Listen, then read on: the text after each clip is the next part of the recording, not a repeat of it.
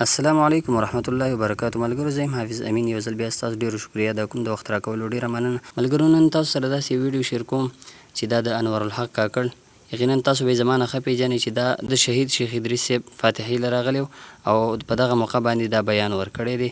نو مختصر غوندې ویډیو، دا ویډیو را سره تر اخره پورې وګورئ. یقینا چې حیرانېدونکې ده، زموږ په ذهن کې عجیبه سوالات پیدا کړه او زه خو ډېر زیات حیران. نو صرف دا ویډیو ستاسو مخې ته ایږدم او خپلې رایې را سره په کمنټ سیکشن کې ضرور شاملې کړئ.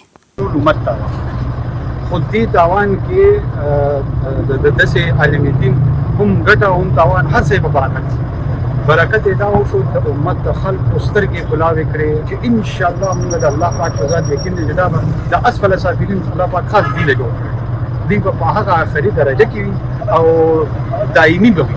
دا زموږ یقین دی چې د دې دغه عذاب به نه ختمېږي. دا عذاب وهلي، دا خدای وهلي، دا رسول په لعنت دي چې دوی دغسې ګنده او کدي عمل. زما سیاست په خپل ځای یا نه ځای مولانا غلام صاحب چې په کوم جرأت رندانه په دې خلکو خلاف هغه موقف را مخامخ کو، ټول پاکستان د دې خلکو مخنیوی پکار دی. مونږ به هم انشاءالله په پښتونخوا کې ګرځو، مونږ به په بلوچستان کې ګرځو، مونږ به په سند کې ګرځو، مونږ به په پنجاب کې ګرځو. دا پاکستان به د امن کور وي، که د دوی خوښه ده که نه ده خوښه. دلته د شیخ صاحب په غم راغلی او زه قطعا د سیاست لپاره نه یم.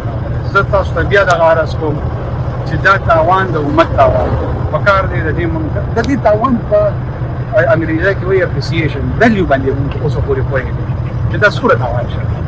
دا زه وزیر اعلی بل او بل دا په مونږ به زو راځو، دا دومره خبره نه ده چې یو انسان الله توفیق ورکوي او شیخ الحدیث بولي، یو انسان مولانا سنجان بولي، یو مولانا شیخ ادریس بولي. دې کې دا سیاسي خبرې مبرې دا د ریاست خپل ادارې دي، د هغوی خپل ذمهواریان دي، پکار دي چې هغه پوره کړي.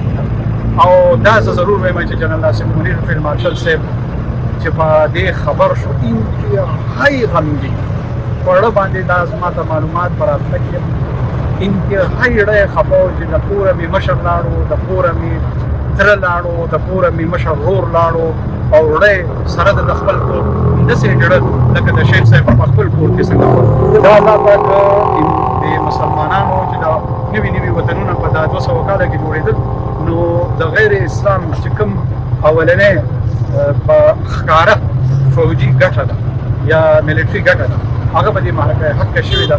او دې نه پس به انشاءالله پر روان وخت کې به مسلمان که په سعودي کې دی، که په اماراتو کې دی، که په قطر کې دی، که په پاکستان کې دی، که په مراکش کې دی، که په الجزایر کې دی، د یو پروقاره منزل طرف ته به ګام نه کړي، زیاته بېوقاري به پرېږدي.